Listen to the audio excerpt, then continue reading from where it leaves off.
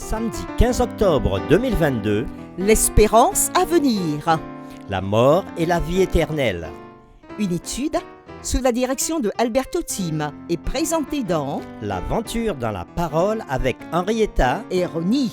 avec la contribution musicale de Robert G.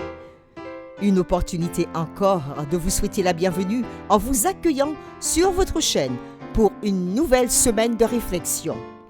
Tous les contenus qui vous sont proposés nous font du bien et nous pensons aussi qu'ils vous font du bien. Alors nous vous invitons à marquer votre appréciation en likant et en vous abonnant pour recevoir les notifications. En laissant des commentaires pour tous et en partageant au maximum avec vos parents, collègues et amis. Nous avons commencé le thème de ce trimestre avec la série numéro 1, Rébellion dans un univers parfait. Puis la série numéro 2, La mort dans un monde pécheur. Après la série numéro 3, Comprendre la nature humaine. Et aujourd'hui commence la série 4 du 15 octobre au 21 octobre 2022 qui a pour thème L'espérance de l'Ancien Testament. les lectures de la semaine concernent les chapitres suivants. Job, chapitre 19, versets 25 à 27. 1 Timothée chapitre 6, le verset 16. Le psaume 49. Le psaume 71. Ésaïe, chapitre 26, le verset 14 et le verset 19. Et Daniel, le chapitre 12.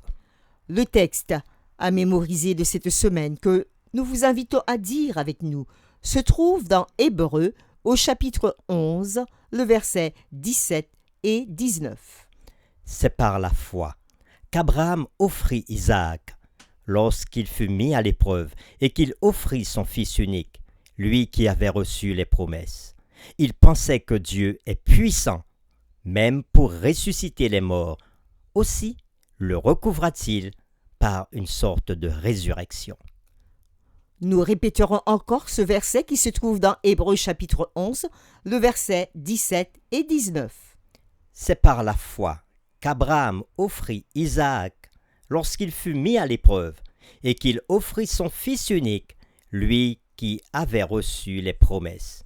Il pensait que Dieu est puissant, même pour le ressusciter des morts. Aussi le recouvra-t-il par une sorte de résurrection. La mort est déprimante, froide et contre nature. Elle prive la vie de certitude et de sens et brise brutalement les relations. Mourir n'a pas de sens. En tant qu'humains, nous n'avons jamais été destinés à mourir. Ce n'est qu'à cause du péché que nous mourons. Cependant, dans le jardin d'Éden, au milieu des ténèbres et du désespoir, Dieu introduit l'espérance. L'espoir brillait là où il n'y avait pas d'espoir, tout comme la lune et les étoiles donnent de la lumière dans les ténèbres. Cet espoir commença quand Dieu rechercha Adam et Ève dans le jardin, dans Genèse chapitre 3, le verset 9. Il leur annonça qu'il enverrait la semence promise pour vaincre Satan. L'espérance est un don de Dieu lui-même pour nous. Ève pensait que son premier fils, oui, son premier-né, serait ce sauveur. Mais la mort ne serait vaincue que par le Messie, Jésus-Christ.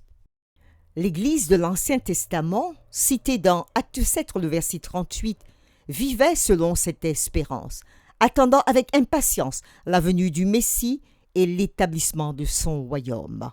L'espérance de la résurrection était déjà forte dans l'Ancien Testament.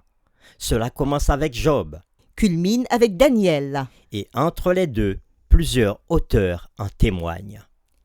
L'espérance de l'Ancien Testament n'est pas fondée sur les idées grecques de l'immortalité naturelle de l'âme, mais sur l'enseignement biblique de la résurrection finale des morts. Nous sommes vivants et jouissons de la vie que Dieu nous accorde gracieusement chaque jour. Même sans comprendre l'origine surnaturelle de la vie, nous savons qu'au commencement, Dieu fit naître la vie à partir de la non-vie, par la puissance de sa parole, tel que nous le voyons dans Genèse chapitre 1er. Les réflexions de cette semaine porterons sur la notion de la résurrection finale à l'époque de l'Ancien Testament, avec un accent particulier mis sur la déclaration de Job de certains psalmistes et des prophètes Ésaïe et Daniel. Et les questions qui seront derrière toutes ces réflexions sont: comment un corps humain qui n'existe plus, réduit en cendres ou détruit par d'autres moyens, peut-il être ramené à la vie? Comment quelqu'un qui est décédé, peut-être depuis plusieurs siècles, voire des millénaires, peut-il retrouver son identité? Ces questions nous amènent à penser au mystère de la vie. Et c'est avec les séquences suivantes que nous y répondrons. Dimanche 16 octobre, je verrai Dieu. Lundi 17 octobre, du pouvoir de la tombe. Mardi 18 octobre, des abîmes de la terre. Mercredi 19 octobre, que tes morts revivent. Jeudi 20 octobre, ceux qui dorment dans la poussière. Et le vendredi 21 octobre, nous faisons des résumés et des réflexions avancées. Pour terminer, méditons sur ces paroles.